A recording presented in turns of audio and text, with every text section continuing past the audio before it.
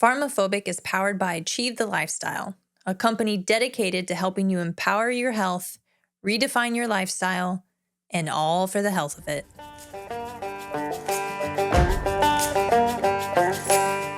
You're listening to PharmaPhobic, where we challenge the state of health in America. I'm Janie, a physician assistant, and I've seen how healthcare keeps people dependent instead of truly healthy. And I'm Dan, a veteran turned fitness pro here to uncover the truth and explore simple and sustainable health solutions. From big pharma to big food, we're exposing the conflicts of interest keeping us sick and finding better ways to take back our health. No fluff, no gimmicks, just real talk, real solutions, and a little bit of fun along the way.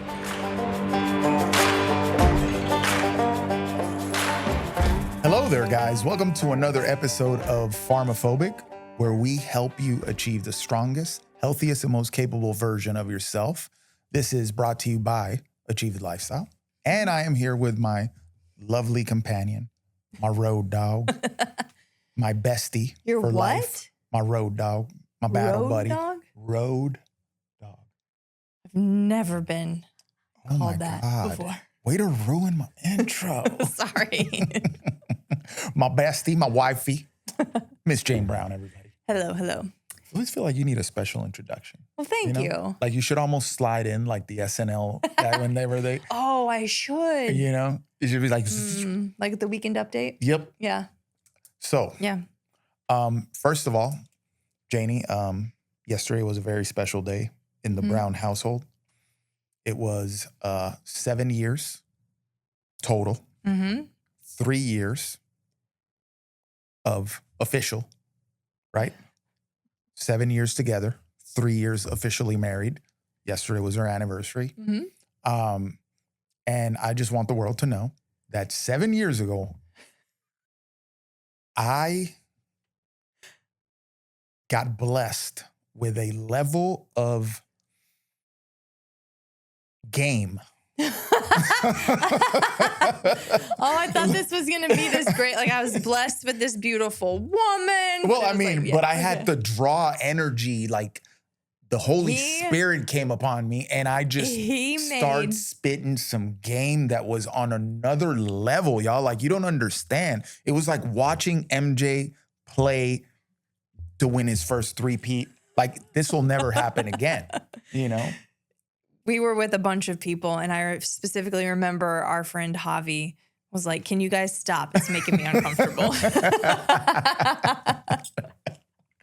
But here we are, 3 states later, Yep. 7 years, 3 years married. Yeah. So happy anniversary. Happy anniversary. We celebrated with food and a concert. It was great. Yep, it was great. Country concert, of course. That's what. But Hardy was the main act, and he's not all country. No, I was explaining that to my friends. I was like, Yeah. he's not all country. He's got it's like hard rock, country, and a hip hop attitude all wrapped in. Yeah, one. which he's the- almost like Kid Rock in a way. But not as Not as like, wild. yeah. In it, right? He's Yeah, a little bit more he's a- like good country boy-esque. Yeah, he's to a him. toned down version of that, Yeah. but it's that sort of flavor. Like I almost got say a he's not as hip-hop- scraggly because No. Kid Rock is scraggly. Oh, he's scraggly as hell, yeah. He's got a hip hop attitude, plays country music, writes country music. That's what he's really known for. And then has hard rock music as well. It's pretty cool. Yeah, It was fun. it was a really fun good. concert. So, All right, so with that in mind, what are we going to talk about today? well, first we're going to get into some health news. Then we're going to talk about some people or some entities, companies. And then we're going to help some people with some side info at the end. Okay, let's go. So first, health news. New executive order came out of the White House, and the Department of Health is enforcing this or following through on this, mandating that pharmaceutical ads once again list all the side effects of their products in the commercials, in their advertising.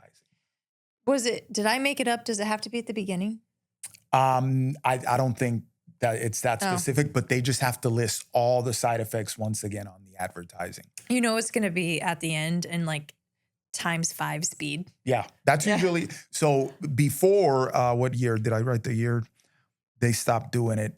They used to do that. I don't know if you guys remember, I mean, I'm old, I you know, remember. we're old, but back in the day, when you got an ad for a pharmaceutical product, it would be like this dude, you know, they're dancing, they're living this great life because they're taking this product now. And then the last half of the ad, it was, oh, the side effect, and it's like them listing off the side effects. And it was a long time. The ads tended to be longer than normal ads because they had to list all those side effects.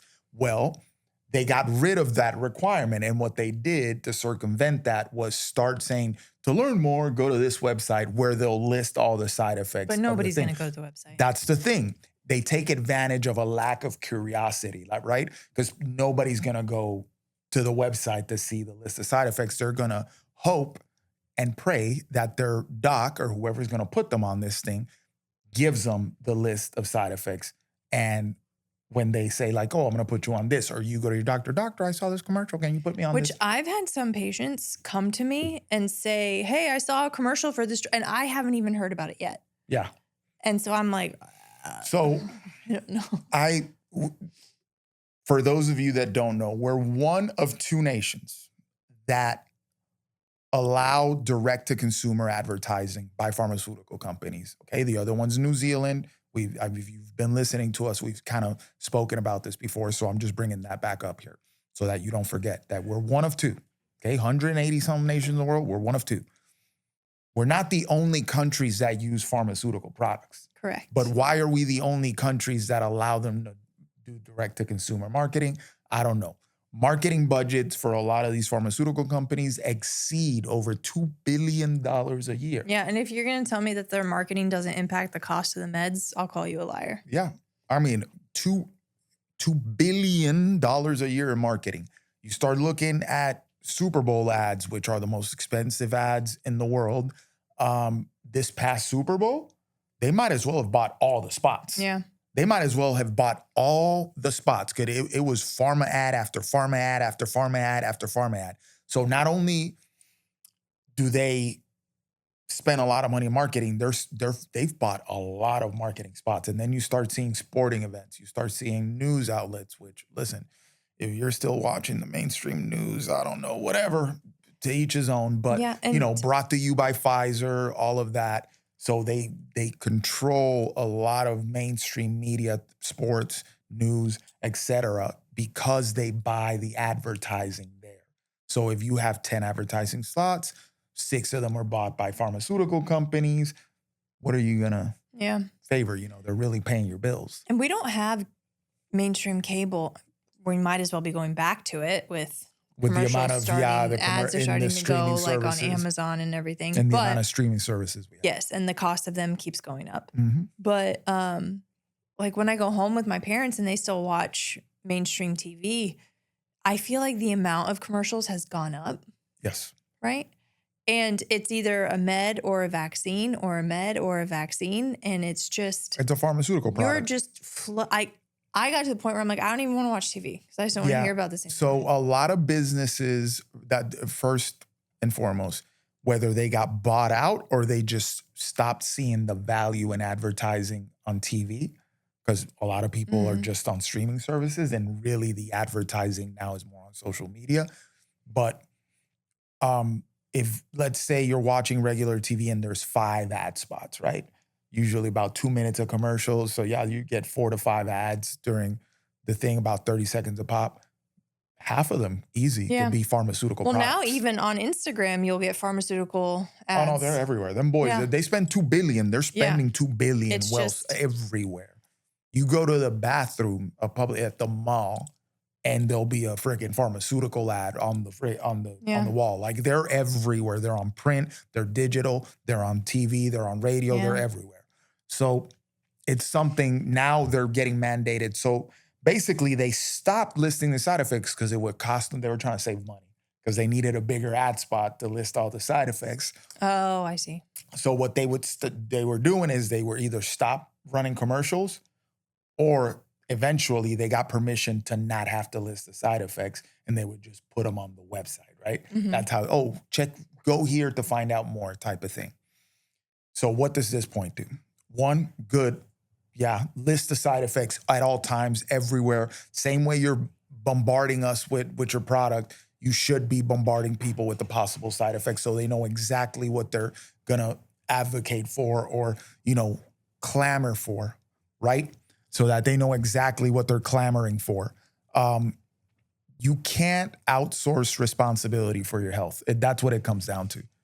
Do not go to your doctor expecting to tell them about this cool TV ad you saw for your condition and that the doctor's going to give you the full list of side effects and ingredients that this thing that you want to take or you're asking him or her for. You can't expect that, right? You should go in there and be like, oh, I want to go on this product. You should know as much as you can about it through your own research. I guess that's where I'm going with this. Or you should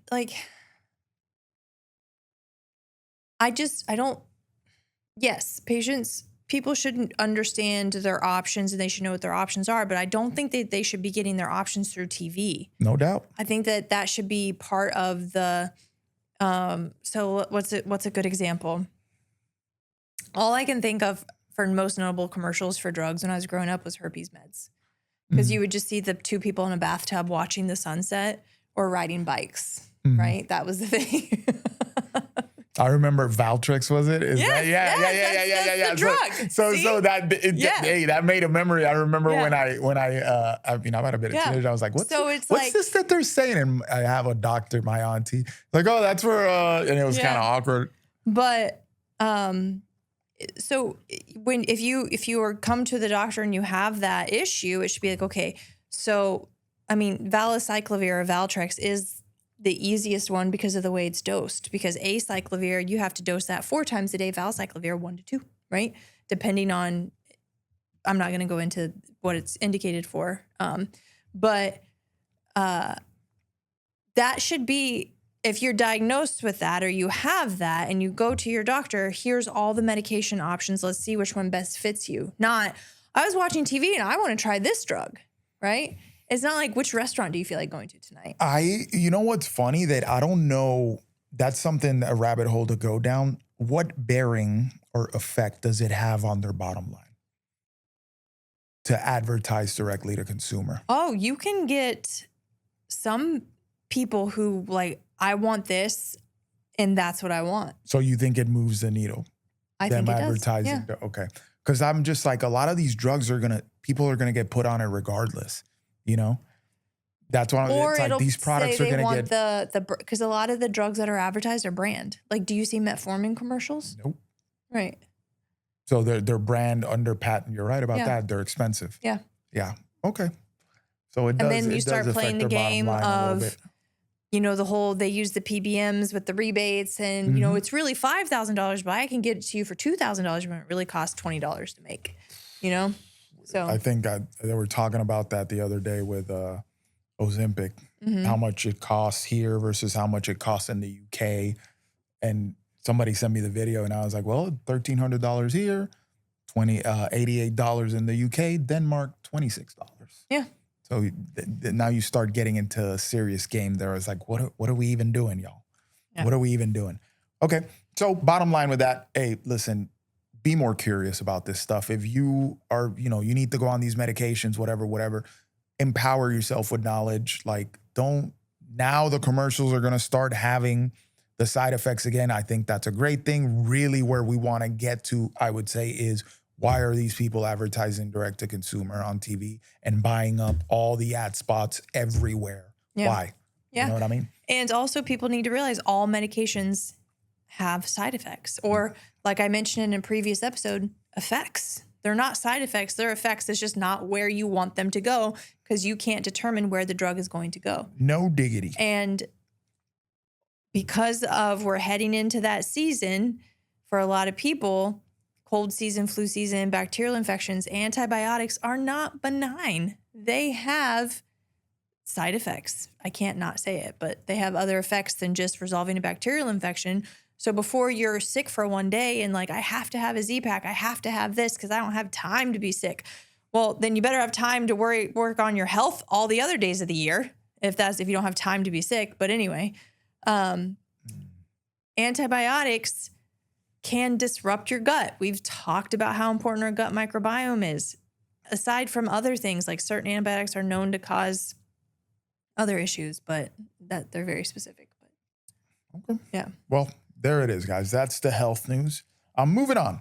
So we got approached. We received a question, if you will, or a request to discuss food ingredient companies. Yeah. Thanks, Jason. Yeah, I was gonna keep him anon. Well, give him a little shout out. Why not? He knows who he is. He might be He's our third person who listens. He's like Batman. He knows who he is, you know? But anyway, I thought, I'm like, you know what? That is great. That's actually a good idea because we talk about here all the mystery ingredients in food and all, you know, how the larger food industry thing, how industrialized it's become. It's actually to the detriment of our long-term health, right? The further you get your food source away from its natural state, the worse it gets. It doesn't get better, guys. Like, let's stop pretending. You know, the more packaged, the more processed it is, it just makes it worse. And we might end up going down a rabbit hole here, if not in a future episode, because we're going to talk about supplements as well, because this is starting to become an issue. Now you got the pharmaceutical industry, and now it looks like we got the nutraceutical industry bumping up. But anyway, so he sent me a couple of companies. They're big names. These are multi-billion-dollar companies.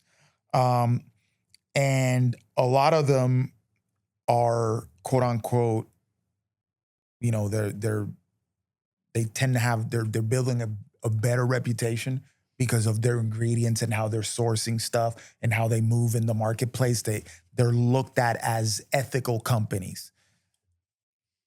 I am going to go ahead and say, no, not so quickly. So first of all, there's a demand for cleaner ingredients and for more sustainable and environmental friendly stuff. Which in the is market. good. That's good. There's a rising demand for this stuff, right? People are becoming more aware of stuff that's unhealthy, stuff that's detrimental to their health. You know, the parabens, the phthalates, the PFAs, all this stuff. These are common in the lexicon out in mainstream, right? People know, oh, paraben. Ooh, I want the paraben-free stuff. You know, so that's good. There's an increasing level of awareness. The health conversation is catching a lot of steam. You know, we're having conversations about health in places that we never thought would be a thing, right? You know, church is one, for sure. So it's like people are like yearning for more knowledge about their health. Everybody knows. And I feel like that's a default setting that you have where you're like, you know, when you're not taking care of yourself, you know you're messing up. Well, and I feel like people are getting very overwhelmed, right, with all the information out there. And then now that things are coming to light, people are starting to feel a little confused or taken advantage of. Yeah. And I think, I don't know if part of that is driven by COVID. I don't know if part of that is COVID opened a lot of people's eyes. Okay. But I think it's also who paid attention to food dyes before RFK came into office? Well, there were people that were screaming about the problems with food dyes in the 80s. How much more are people? You know, So I think, and also because we have the advantage of social media now, like if we went back 10 years ago and they were boycotting Kellogg's, would any of us have seen that? No. Right. But I saw it readily on my Instagram. And real talk second here, anybody who's OG in the food ingredient, food dye, like anybody who's been talking about, you know, issues with ADHD and nutrition, issues with depression and nutrition, issues with mystery ingredients, you know, the sodium that nobody knows what it is in your food, that's been talking about that since like the 90s. And you're talking about, I mean, people probably thought you were an alien back then. Yeah. You know what I mean? And now you're like, told you. Yeah. I even remember some of my friends or acquaintances who were having children and they wouldn't give them sugar in like the first year or two. I remember going to a 1-year-old's birthday party and the cake was like a banana cake, right? Like made out of bananas. There's no sugar. And I was just like, I get it, right? I didn't know everything I know about it now, but I understood it. And also, I'm not the parent, so who am Yeah. I to, right? But other people, They were talking oh, it's just mad a crap cake, about or the it's just person. a, Yeah. why don't you let the kid Yep. enjoy themselves? Da, da, da, da. And it's now I'm like, They are validated and yes, beyond. It's crazy. yes. So, I mean, like, listen, I'm a late, like, joiner to the tinfoil hat crowd. I love tinfoil hat are big time. I'm proud and I say it, but He's loyal to the foil. I am loyal to the foil. But, I think about like my boy that I was deployed with, it's like 2012 and this dude's dropping knowledge on me that in 2022, I was like texting him like, yo, you were right. 10 years later. And everyone thought he was weird and paranoid. And I mean, we're sitting there just talking. I was like, this dude is on one. But now I'm like, yo, he was right. So anyway, all of that to say, going back to this, people are looking for environmentally friendly stuff. They're looking for healthier options, what they call sustainable, okay? That has opened a whole realm of investment because, of course, the companies are going to pivot, right? Right. They're seeing where the money's going. They're going to pivot. And then, you should pivot in the market and adjust. The market wants this. We're going to give them that. Asterisk, okay? So there's the ESG stuff. This is economic, social, and governance. For those of you that are not in the investment space or don't social political awareness, it's called green investing as well.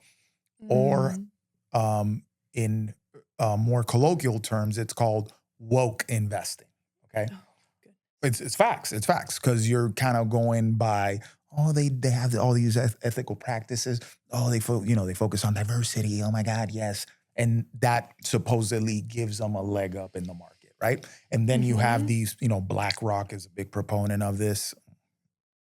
BlackRock, okay, where they like assign ESG scores to companies and then they make them prioritize certain things so that they look better in the market. And then other funds start investing more money on them because they have this like higher ESG rating, right? So, and then when you start looking at what this entails, it's not necessarily super ethical stuff. It's kind of shady and questionable. But anyway, environmental has been corrupted. So a regenerative farm that we had a regenerative farmer here, shout out Jake, which was a great episode, and we're bringing him on again to drop some more bombs about regenerative farming. More veteran stuff. Yeah, but eventually we'll do another. But a regenerative farm, which is highlighting and what's the word I'm looking for here? Basically looks at natural processes and it facilitates that. And accelerates it. And accelerates it. Yeah. In the most like no chemicals, like, hey, this is what nature does. So I am going to highlight that and I am going to focus on making that process better, right? Yes. That would score lower on an environmental friendly than, say, an Impossible Meat factory. Right. Okay. So that's where I tell Which you. makes no sense. Makes no sense. You see that field with cows and pasture and chickens over there running free and laying eggs? Yeah. Run that over and turn that into a 1 million square foot facility that makes fake meat. And it's just pumping out clouds. And it's pumping clouds, but hey, the emissions are low. So the carbon footprint is low. So supposedly, allegedly. So that's more environmentally friendly, right? Okay. So that's the problem. Same thing with organic. Organic is no longer, I remember when organic was organic, the egg had poop from the chicken's butt in it. Now organic means that they spray it with less stuff, I guess. Yeah. Okay. But you get what I'm saying. What do you got so far? I've talked a lot. That was a lot of talking. No, I think I looked up some things on specific companies, but it's in line with that. So yeah, I just wanted to set the environmentals of what we're talking about here, like the ESG stuff, why these companies, why we're talking about these companies. Now, these companies that we're going over are food ingredient companies. So they don't necessarily make food products, but they sell products that other companies use to make theirs, like ingredients, right? They're also in some other stuff, but looking up some of these companies, I just kept coming across the word mouthfeel. I just don't like that word. Mouthfeel. Yeah. So some of the things that they do is that they do ingredients and then sweeteners, like artificial sweeteners and oils and things like that to give food a better mouthfeel.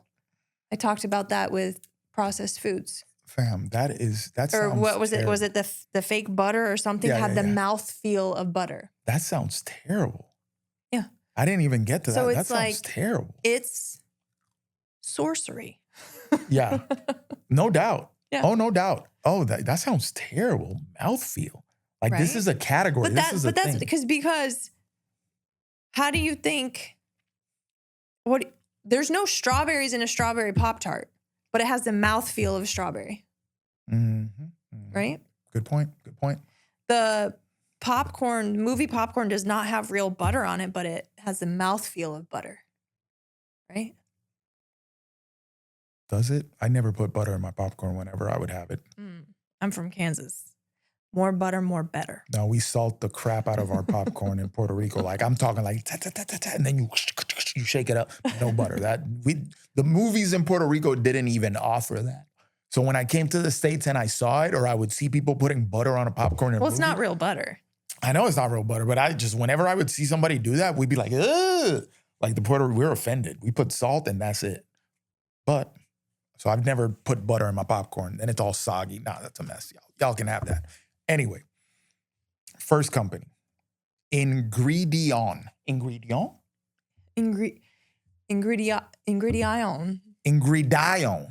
Ingredient is the first company. This is a publicly traded company, okay?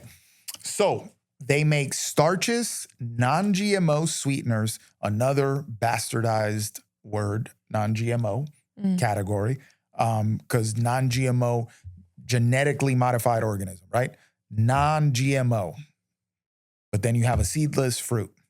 That's a GMO. So I think it's like a gray area of where was it genetically modified? Or, hey, it was genetically modified 20 years ago. Now all the seeds are like this, so they're organic. So yeah, we made them seedless 30 years ago. That was the GMO, the mother fruit. But every offspring off of that, they're organic. Yeah.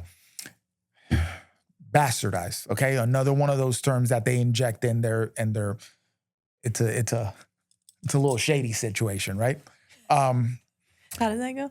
It's like this. They go like this. Okay, Misdirection.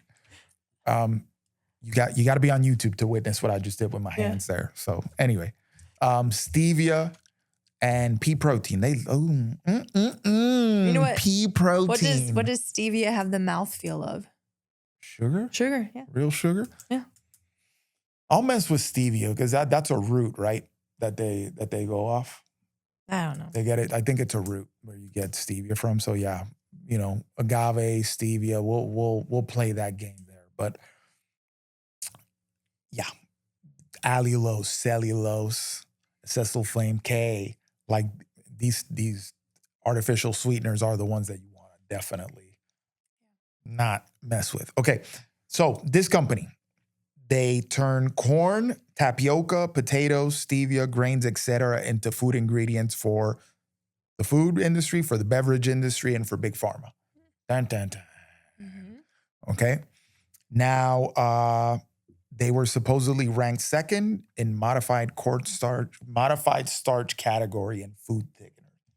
So they sell the most food thickeners. Okay, listen to what I'm saying. Food thickener, modified starch. Okay. Keep your mind on those words. The company was founded in a merger of corn refiners. Okay, they began producing cornstarch in 1908, and in 1911 they started selling a blockbuster product, Mazola corn oil. Ooh. AKA a seed oil, AKA what every food in Puerto Rico is fried with. Everybody's mama and their mama's mamas has a jug of Mazola corn oil somewhere in the kitchen in Puerto Rico. Mm-hmm. So this is like a staple of my childhood to see that thing come out, the fried plantain. Kansas version of that would be Crisco vegetable oil. Mm-hmm. There you go. So when I saw this, it was like, wow, Mazola corn oil. I thought that was like a Spanish company or was Puerto Rican I company. guarantee you, if it is something that's not healthy for you, a white man made it. You could probably say, I mean, but I thought it would have been from Spain or something like that because it's so entrenched in Latin culture. The Mazola corn oil is crazy.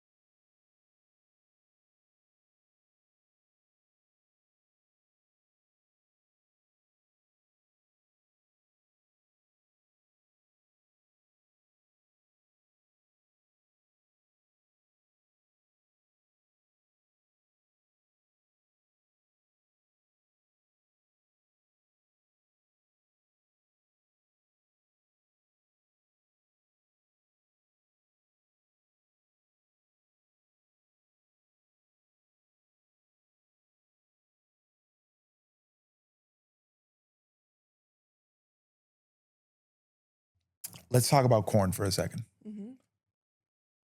What do you think of corn? It's a carb, Nutritional value. a lot of sugar. Any nutrients, vitamins, minerals that we get from corn? I don't know off the top of my head. Maybe some fiber. 0. Okay. Corn is a completely nutrient devoid thing. If anything, it's more like a binder. It's like it's like a filler. The corn that we grow in the US, highly modified, it's like our wheat. And it's essentially, and listen, if you're in the Midwest and you grow up around the rows and rows of corn, all those cornfields, when you eat corn, what happens?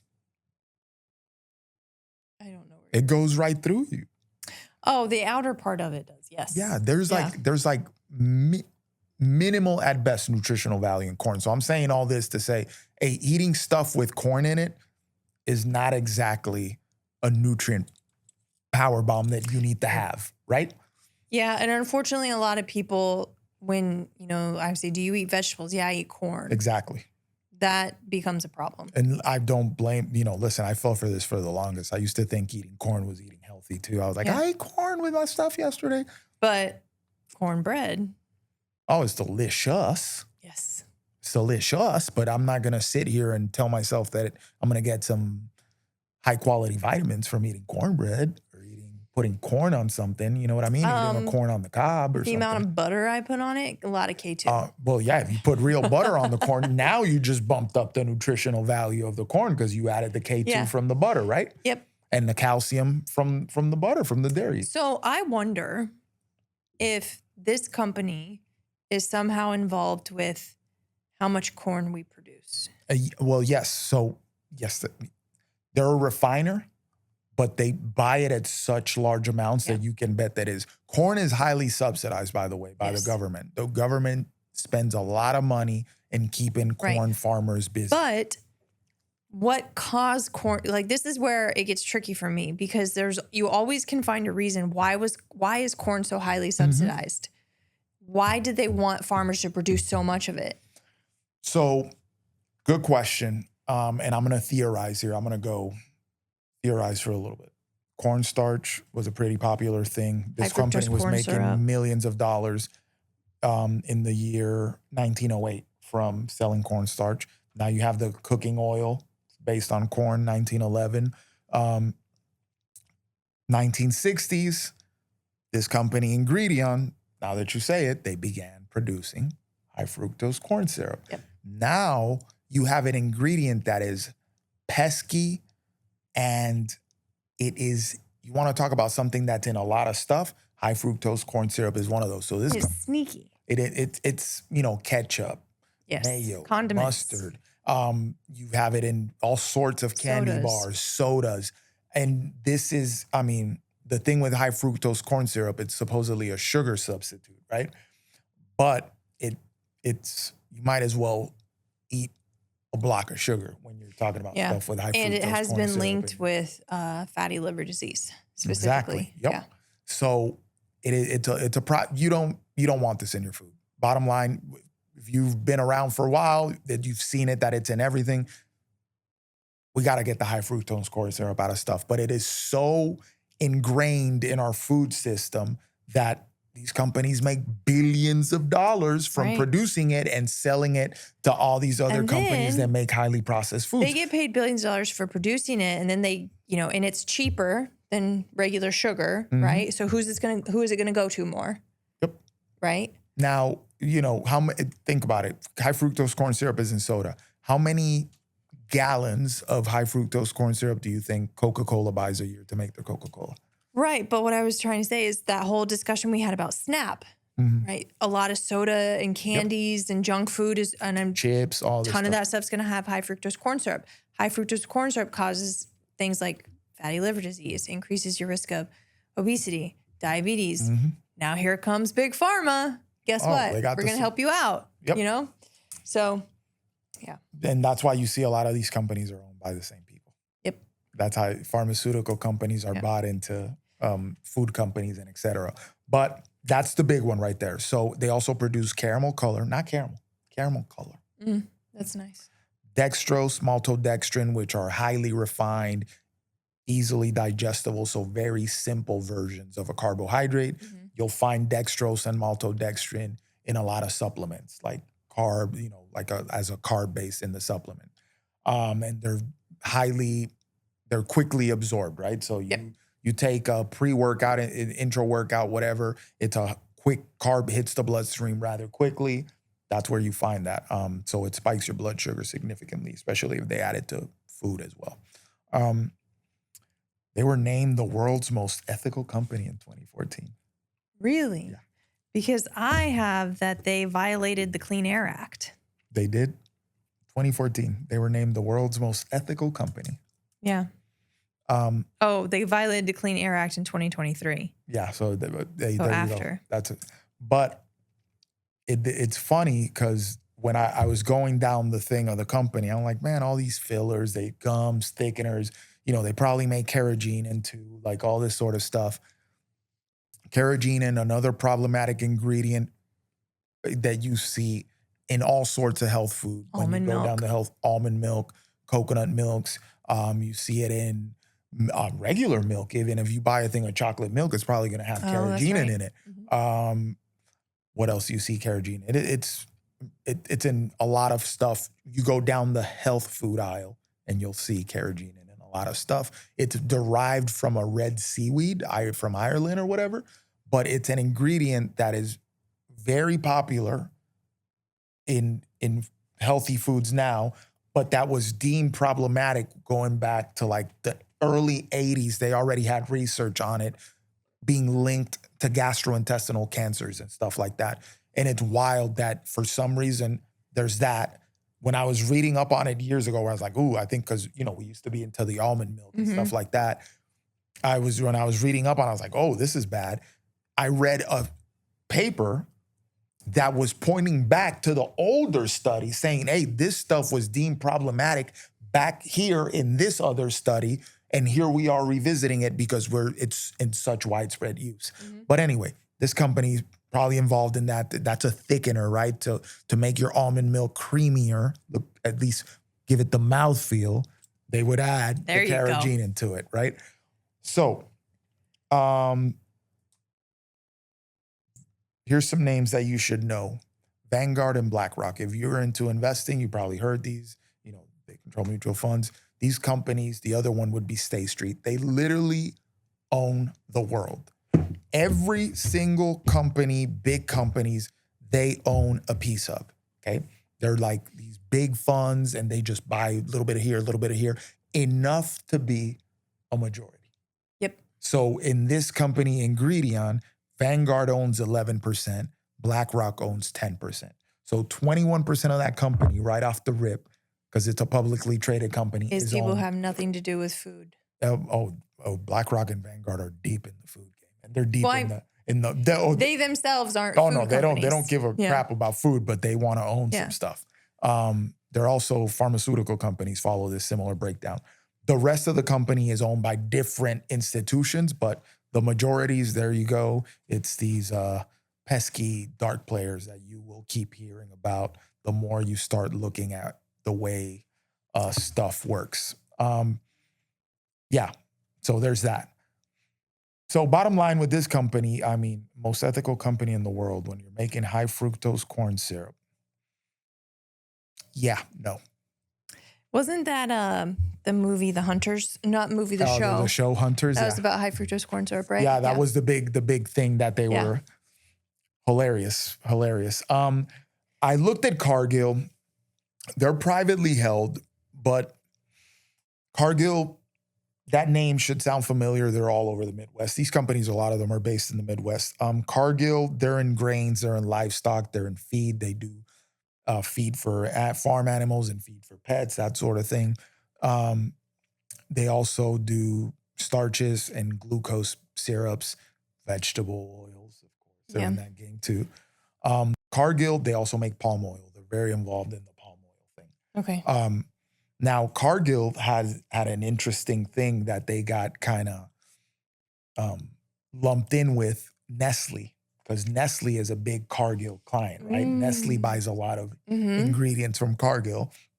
Some of the cocoa farms that Nestle and Cargill were sourcing from were linked to child labor and child trafficking. They were bringing in kids. I saw that about another one of them too. You need to put your microphone closer to your mouth. They were bringing kids in from Mali to Ivory Coast to work on the cocoa farms for nothing. And supposedly Cargill didn't do due diligence in ensuring that these farms were, doing their humane practices or whatever. And they had children working for them for free. That's not nice. Nestle too got wrapped up, so they got sued and all this other stuff. Little interesting fact there with that company. But other than that, I mean, I guess that's as bad as it gets, right? One thing I looked with Ingredion, because they do corn and they do it's called wet mill. Did you read that? No. Wet milling, I think is what it's called. Let me just get that right. Yeah. Corn wet milling. Yeah. It's a process that uses water to separate the corn kernel into its fundamental components, which is starch, protein, fiber, and oil. Mm-hmm. Okay. They also use sulfur dioxide. Already doesn't sound good. Right? Which they got in trouble because that's what violated the Clean Air Act. Because it went into the air, also went into the runoff water, all this stuff. And you should eat that. But interesting thing is that this practice of corn wet milling leads to a lot of mold. So mycotoxins is mold, MYCO. But then that's used for feed for animals. And then they ingest that, which could actually come back to us if we eat the animals. Jesus Christ. So if you care about if you ethically care about animals and you don't want them killed for meat, then you also need to be ethically concerned about what they're eating, whether or not you consume them. And if what they're consuming is coming from a plant that's harming the environment and you're a plant-based eater, it makes no sense to me. Regenerative farming still wins. Yeah, that's why Jake made a good point that either side of the aisle, you should care about regenerative farming because it's for you. It's really, it's the way that humans were meant to eat, right? So that I didn't know all that. That is, Yeah. I'm laughing because it's one of these things where you can see just how messed up the situation is. And you're like, oh, I knew it was bad, but it's worse, right? Yeah. So the problem is that there's not a good way out because we have so many people and we have so many farms with animals. They need to be fed. Mm-hmm. And this is a cheap, easy way to do it. But as we've talked about in a previous episode, convenience comes at a cost. So if something's cheap and easy, what's the cost? If your food is cheap and easy, what's the cost? If you're Which is another one with corn. They make livestock feed, right? For these industrial cattle. They feed them a lot of corn. Guess what that does? makes them fat. Makes them fat. That's it. Yeah. They're sickly, but they're fat. The effed up part of it is that meat tastes better to some people. Really? But it's the fattier meats have a different taste than a leaner That's right. meat. That's right. That's right. Because they're fattier. You're right. Yeah. Yeah.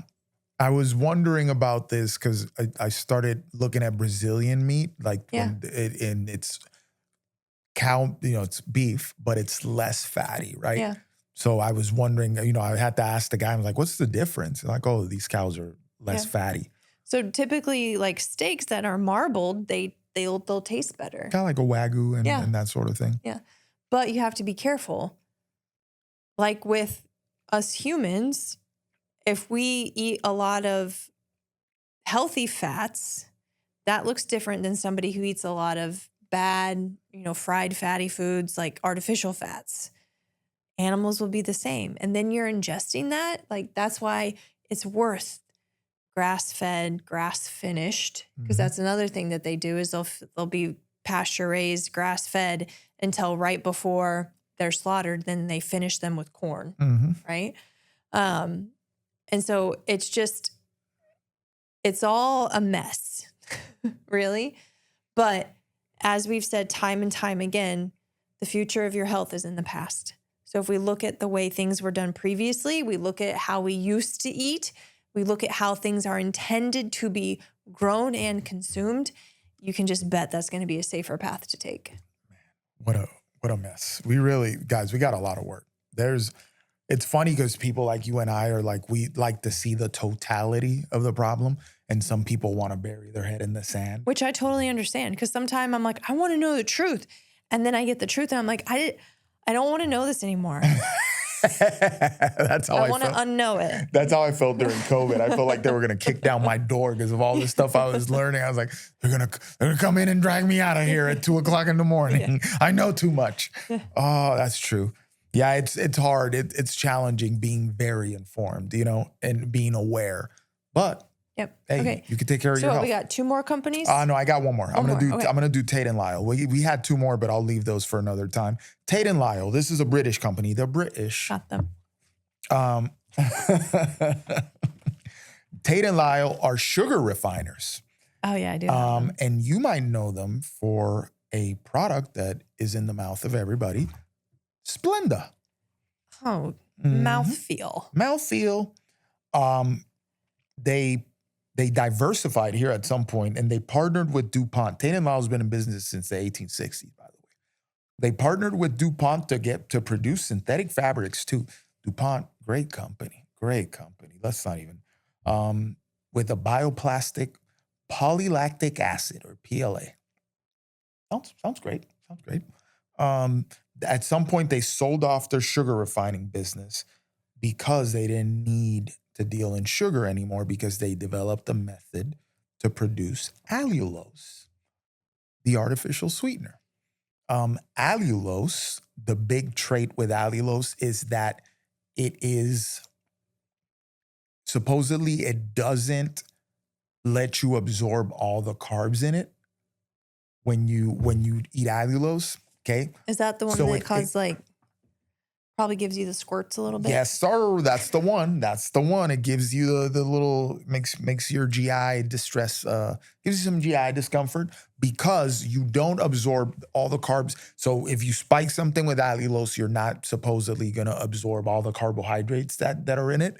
So a lot of the stuff that's left over, it's still in your body, right? So it ferments and then it starts manifesting in the form of flatulence or little squirty squirts. So yes, that's allulose. Yeah, that's what I tell a lot of people, because that's the biggest thing that you'll see with artificial sweeteners. So when you look at protein powders, things like that, GI upset. Everybody's different. People will tolerate different ones differently. Like you said, you don't mind stevia. Some people I know can't tolerate stevia.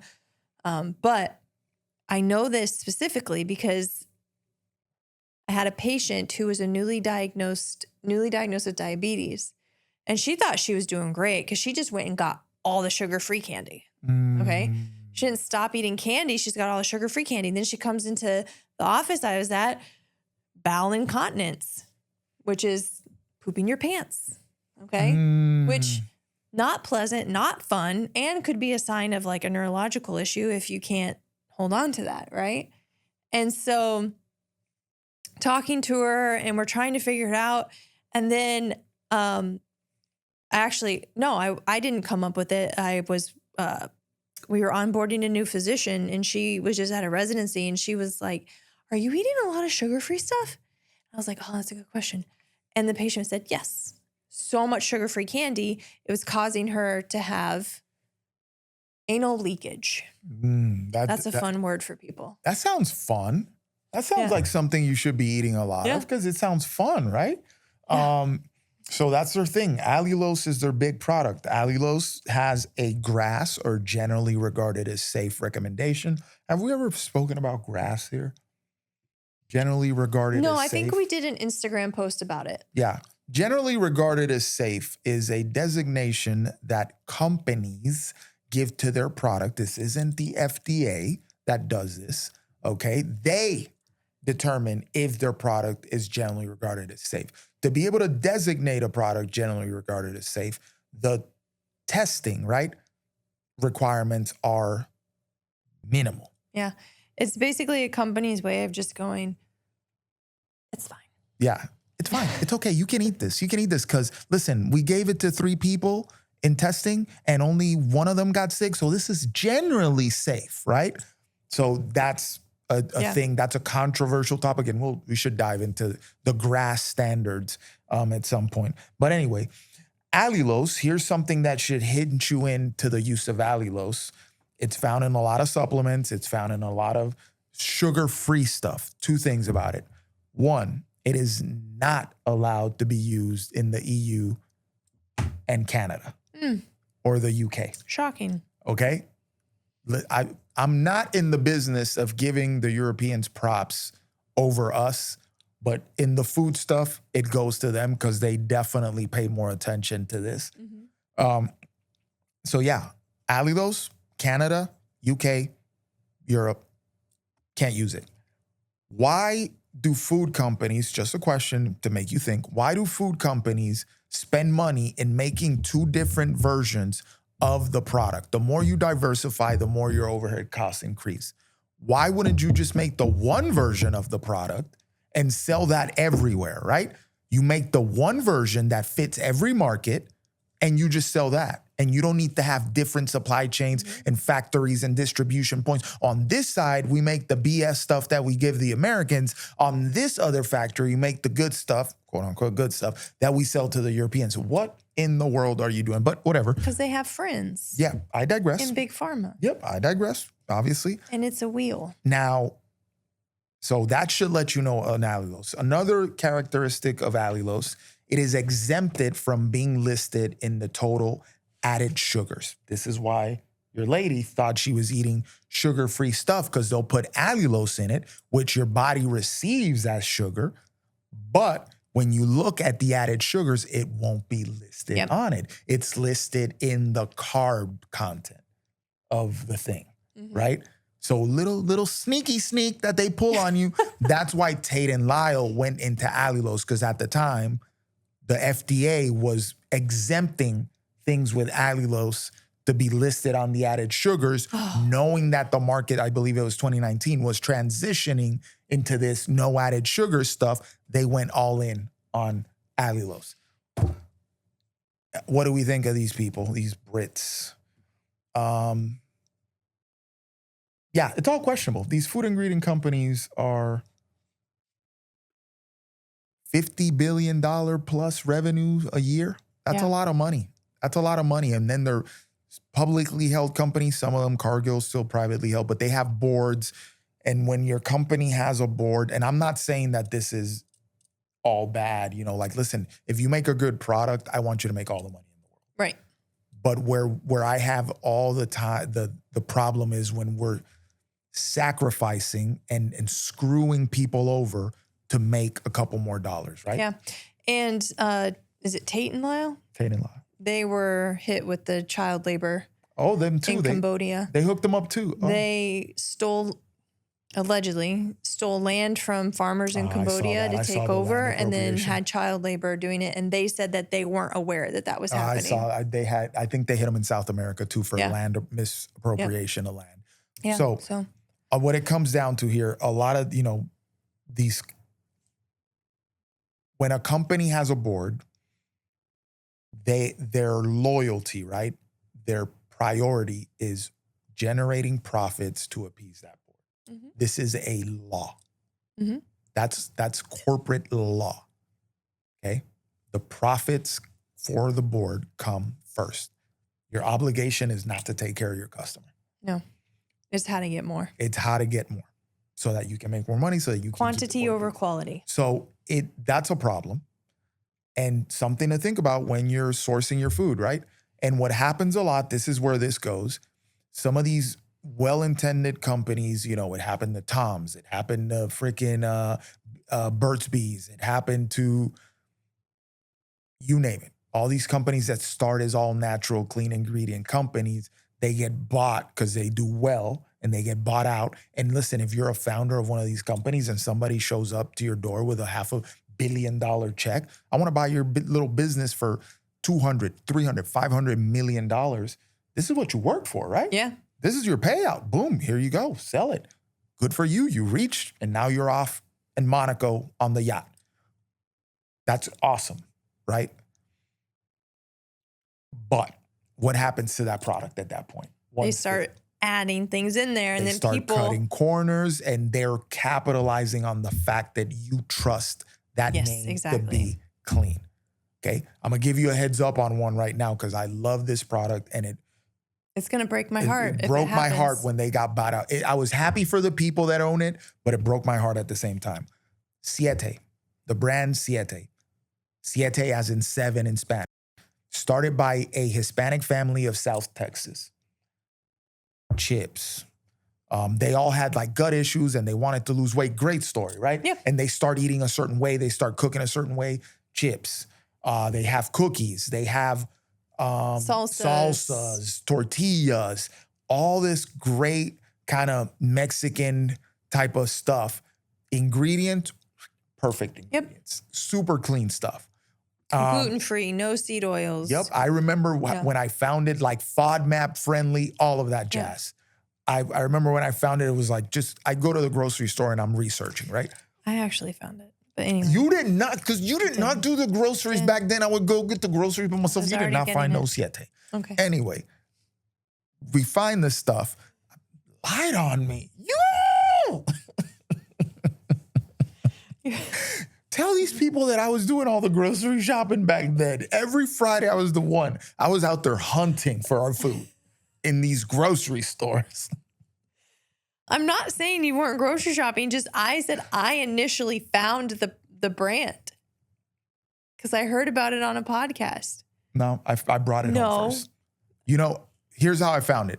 Fody, Fody, another great brand. Super clean stuff because it's a FODMAP friendly, meaning for people that have celiacs, GI, all sorts of GI distress, Crohn's, this sort of thing. They make products for those people. So this stuff is super clean. I found that one first, reading ingredient label. I'm like, this stuff's pretty good. Right next to it, they put the Siete. Yes. That's how I found it. Anyway. Okay.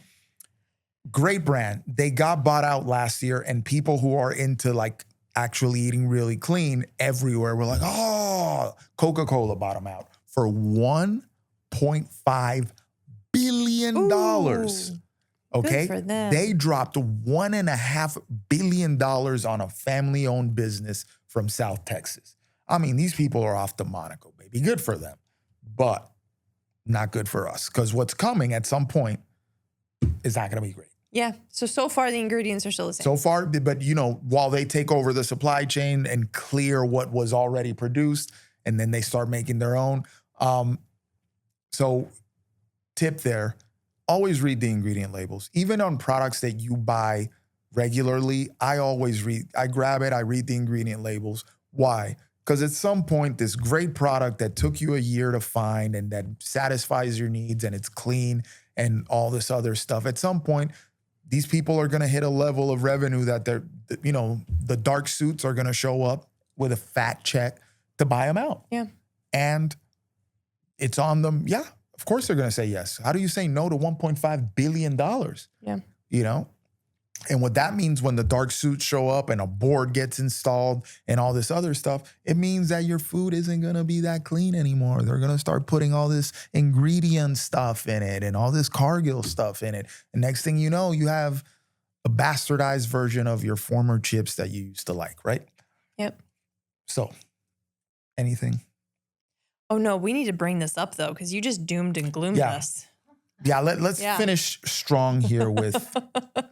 I did. We did. You were basically like, trust no one. All food is tainted.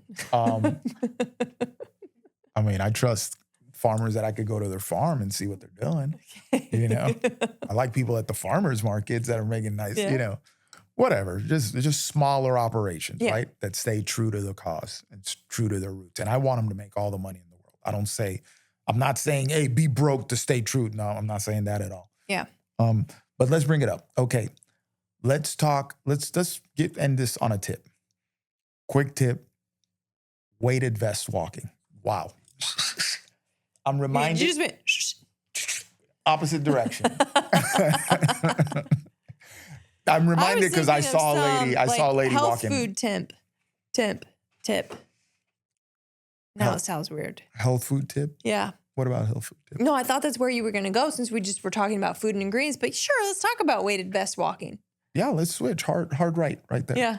So I personally want to get a weight vest for walking because I just think it would put more, it would level up my walking. Yeah. Right? Because I'm not always fortunate enough to get on an incline. Like I love incline walking, step mill, but it's also like, okay, well, I need to go on a walk. I have a couple dogs. I need to walk them. I'll feel like a jerk if I go walk on a treadmill by myself, but I have a couple dogs that need walking. So, yeah. I like it too. I like it because it is an added layer challenge. If you're like bone density wise and that sort of thing, like having a load bearing activity like that, but it's not super high impact. It has its place. I think it has its place. Here's where I'm going to beef with it. It has its place at a certain point in your health journey, right? Yes. There's a bunch of preparatory work that you have to do for your body to be able to responsibly partake in the weighted vest walking. Right. But it's really popular right now. Yes. With the ladies, really. They're the ones bringing, the dudes, we were already doing this. But if you are carrying a little extra weight, let's say you're 30, 40 pounds overweight, right? You're already load bearing. You're going to go walking. You're carrying that weight. There's stress on the joints, et cetera, et cetera. You don't need a weighted vest at that point. You just need to walk. So a better alternative for you would be to walk a little bit faster or hit the treadmill for that incline walking, which I think is underrated activity. Right. Incline treadmill walking, underrated activity. Yeah. And it's for everybody. Yeah.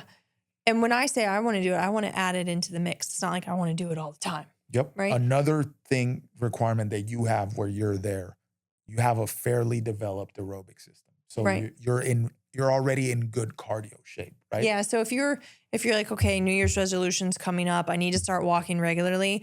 My first walk, weighted vest. Yeah. Not recommended. Do not recommend. Do not recommend. Also, I'm confused about how much weight, because I see women like with the tiny one, maybe 5 pounds. I don't know what that's doing. 5 pounds, like one of my clients likes to wear a 5 pound one. She's in her 70s and she weighs 115 pounds. 5 pounds makes a difference for her. Okay. But it's a I'm good... not a small lady, so I don't think 5 pounds would be good for me. It's a good start. You definitely don't want to start with 30 or 40 pounds. That's military weight at that point. That's like wearing a ballistic vest, and that's going to tear your butt up on a walk. So you probably, maybe 5 is the intro, then you go to 10, then you go to 15. For you, I'd probably start you at like 15 to 20 and then work up to 30, 35 from there. That I feel like 35. Can you buy me a weight vest? Thanks, babe. Oh, sugar daddy. That's what I've graduated to. But yeah, I feel like that's a good intro. Like 35 pounds, when you start getting in that territory, that'll rock your world. That's like military stuff. Yep. So thing on that, if you're starting out, you like, I want to get in shape, do not go for the weight vest right off the rip, especially if you're carrying some extra weight. I would go with regular walking. Incline treadmill walking is going to be phenomenal for you. It's going to whoop your butt, especially if you don't know how to breathe. That there comes the learning to breathe through your nose and operate in that regard. And there comes the heart rate thing. Another thing, let me throw this out with zone 2, heart rate training. If you want to do true zone 2 work, usually the prescription is 180 beats per minute minus your age, right? I'm 42 years old, 180 minus 42, I should be operating at 138 beats per minute for about 30 minutes plus, right? That should be sustained. I get to 138 beats per minute, and that's where I do my work. That's my ceiling. Anything close to that, around that, should be my working zone. For people that are new to this and that are not good breathers yet, I like to start them lower than that. So I'll go to 20 minus your age, whatever number you get there, you multiply by 0.7 and 0.75. That gives you a window. And that's where you do your work. And why do you want to put them lower? Because when I tell you that to truly do this stuff and develop this cardiovascular capacity, you need to have your mouth closed. Most people are not used to breathing through their nose only. So when they start, their heart rate starts going up, they're going to go to that mouth breathing immediately. So I want to put them a little bit lower so that they actually focus on doing that with the nose. 1, 2, if you're fairly, you're new to developing aerobic capacity, it's going to be hard.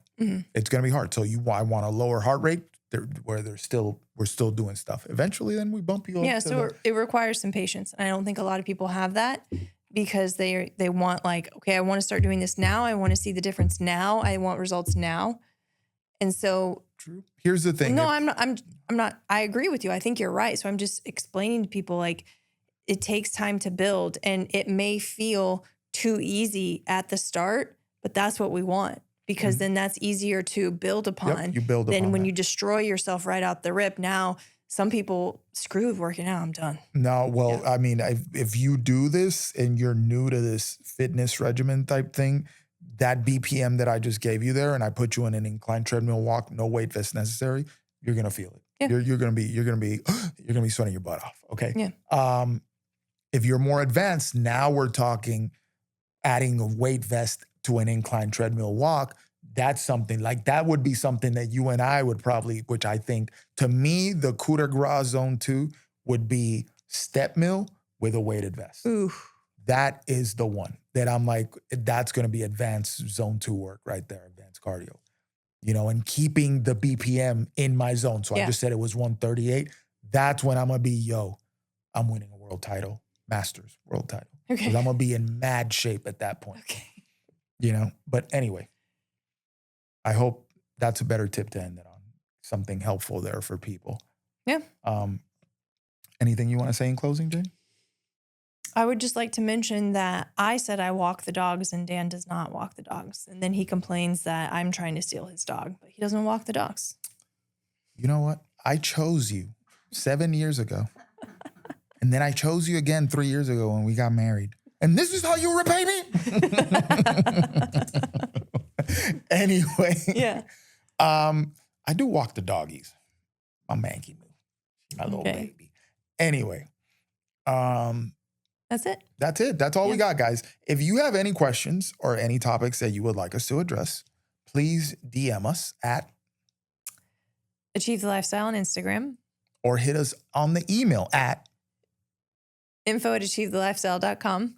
Yep. Or check us out at achievethelifestyle.com if you need a coach to help you figure out all this complicated health stuff, to tell you to not put ingredient products in your face. We can help you with that, guys. And that's it. Yeah. So with that in mind, we'll see you on the next one. You know what I want you to do, right? Stay pharma free. Thank you. Thanks for listening to the PharmaPhobic podcast. If you found this conversation interesting, which I know you did, make sure to follow us on Apple, Spotify, or wherever you get your podcasts. And also make sure to check us out on Instagram at Achieve the Lifestyle. And if you're interested in pursuing a stronger, healthier, more capable version of yourself, check out our website at achievethelifestyle.com. The PharmaPhobic podcast is for informational and entertainment purposes only. The views expressed are those of the hosts and guests and do not constitute medical, legal, or professional advice. Always consult a qualified healthcare provider before making any medical or wellness decisions. While we discuss pharmaceutical, holistic, and alternative health topics, our content is not a substitute for professional medical guidance.